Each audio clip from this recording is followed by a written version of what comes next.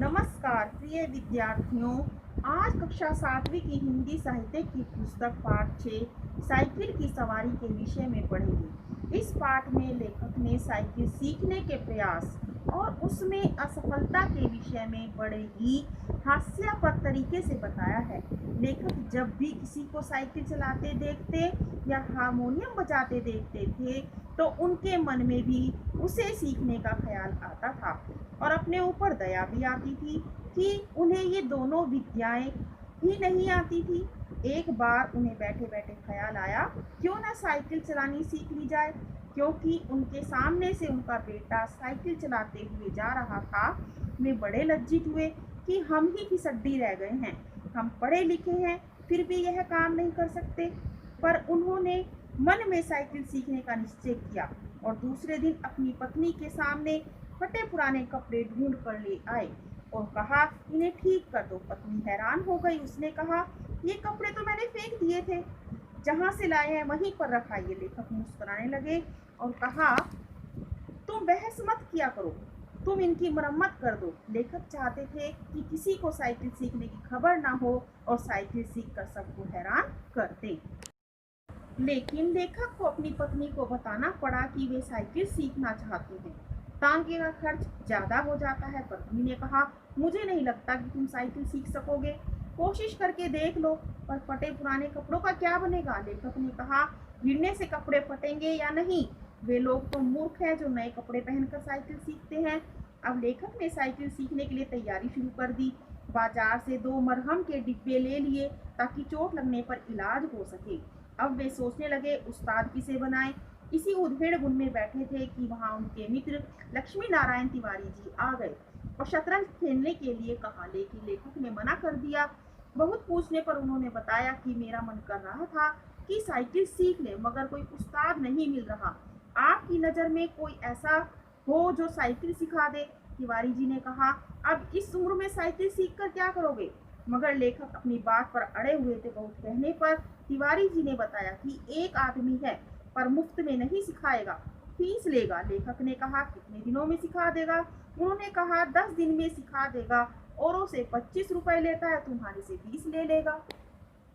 लेखक ने सोचा, चलो कोई बात नहीं, 20 रुपए फीस लेगा, मैं भी साइकिल सीख कर ट्यूशन ले लूंगा और पैसे कमाऊंगा। उन्होंने तिवारी जी को साइकिल सीखने का मामला तय करने के लिए भेज दिया और पत्नी को शुभ समाचार सुनाया कि साइकिल चलाना सीखकर हम भी ऐसा विद्यालय खोल लेंगे और खूब पैसा कमाएंगे।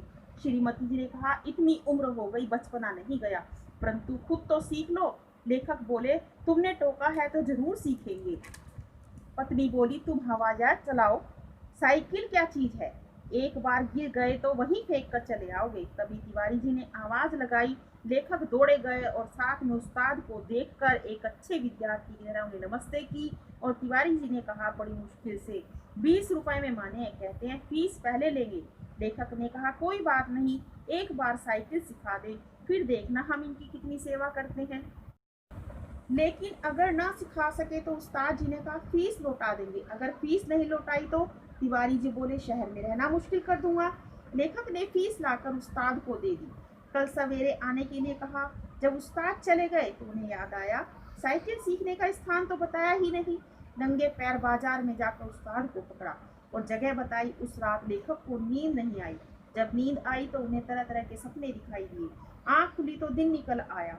लेखक ने अपने पुराने कपड़े पहने और नौकर से साइकिल बुलवाई और मरहम के डिब्बे ले लिए। उस्ताद भी आ गए, लेकिन जैसे ही घर से निकले, बिल्ली रास्ता काट गई। एक लड़के ने चीख दिया। भगवान का नाम लेकर हिम्मत के साथ चले तो देखा, बाजार के लोग उन्हें देखकर मुस्कुरा रहे हैं। तभी अचानक लेखक ने अपने आप को देखा तो पता लगा वे कपड़े ही उल्टे पहन आए थे। उन्होंने उस्ताद से माफी मांगी और घर लौट आए। दूसरे दिन उस्ताद साहब लस्सी पीने गए और साइकिल लेखक को संभालने के लिए कहा, परंतु लेखक उसके पुर्जों की जांच करने लगे, मगर 2 ही कदम चले थे कि ऐसा लगा जैसे साइकिल उनके ऊपर चढ़ जाएगी। तभी लेखक ने साइकिल छोड़ दी, वह उनके पैर पर गिर गई। सारे बाजार में शोर हो गया, लोग उनकी ओर दौड़े। सबने मिलकर साइकिल से पैर बाहर निकाला। किसी ने मरहम का डिब्बा दिया, लेकिन लेखक एक वीर की तरह मैदान में डटे रहे। कई बार गिरे, चोट लगी, पर 8 दिन में साइकिल सीख गए। एक दिन लेखक को उस्ताद ने साइकिल पर चढ़ाकर सड़क पर छोड़ दिया। लेखक का बुरा हाल था। वे दूर से ही किसी को आता देखकर उसे हटने के लिए चिल्लाने लगते। एक बार तिवारी जी ने भी उन्हें रोका, लेकिन उन्होंने कहा, साइकिल चलाते हुए किसी से बात नहीं करते। उन्होंने तिवारी जी को कहा कि उन्हें साइकिल पर चढ़ना नहीं आता। तिवारी चिल्लाते रह गए। तभी सामने से एक तांगा आता दिखाई दिया। लेखक ने उसे भी रास्ते से हटने के लिए कहा। तांगा हट गया, पर पता नहीं घोड़ा भड़क गया या तांगे वाले को शरारत सूझी। तांगा सामने आ गया और लेखक घबरा गए। कहते भी हैं, जब बुरा समय आता है तो बुद्धि भ्रष्ट हो जाती है। लेखक और उनकी साइकिल तांगे के नीचे आ गई। जब होश आया, वे अपने घर में पड़े हुए थे और उनके शरीर पर पट्टियां बंधी हुई थी। श्रीमती जी ने हाल पूछा और कहा, मैंने पहले ही कहा था साइकिल चलाना ना सीखो, लेकिन आप सुनते कहाँ हैं। लेखक ने सोचा सारा इल्जाम तिवारी जी पर लगा दें, पर जब पत्नी ने मुस्कुराते हुए कहा, उस तांगे में मैं ही बच्चों के साथ थी। हमने सोचा था चलो सैर के साथ साथ तुम्हें भी साइकिल चलाते देख आते हैं। अब लेखक के पास कोई उत्तर न था। उसके बाद लेखक ने कभी साइकिल को हाथ नहीं लगाया। देखा बच्चों आपने, हमें भविष्य के विषय में न सोचकर वर्तमान में जीना चाहिए। कल्पना मात्र से हम कुछ भी हासिल नहीं कर सकते। आशा है यह पाठ आपको समझ में आ गया होगा। इस पाठ से संबंधित भाषा बोध व मौखिक प्रश्न हल करने का प्रयत्न करें। धन्यवाद।